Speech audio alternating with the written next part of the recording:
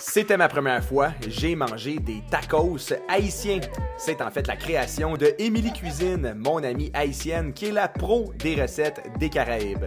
Donc on commence avec les tortillas maison faites à partir de bananes plantain. On les épluche, on les envoie à faire bouillir avec un filet d'huile, pincée de sel, jus de lime, et lorsqu'ils sont bien tendres, on les envoie au robot mélangeur. Une petite shot, finalement on ajoute de la farine sans gluten, pincée de sel, et on renvoie une deuxième shot.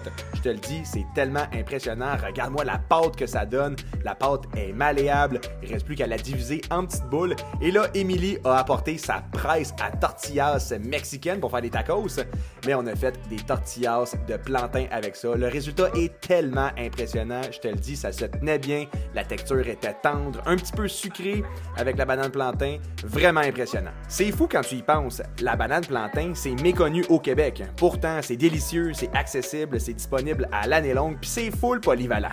On enchaîne avec les crevettes, donc super simple, on les fait poêler avec les marinades Le Goût de ça à Émilie, un petit peu de mes épices Tex-Mex, on assaisonne avec sel poivre et le tour est joué pour les crevettes.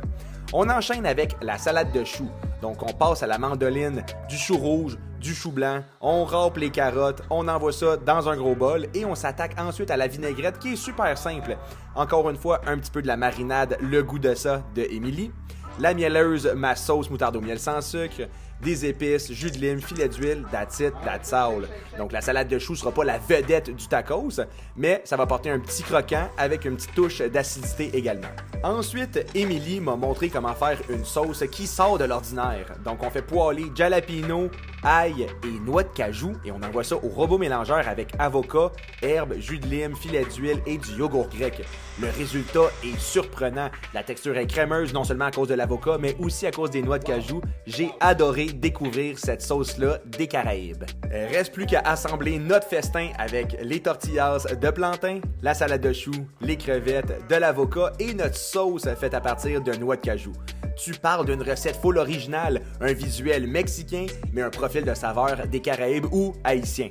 Donc un gros merci à Émilie et bon appétit!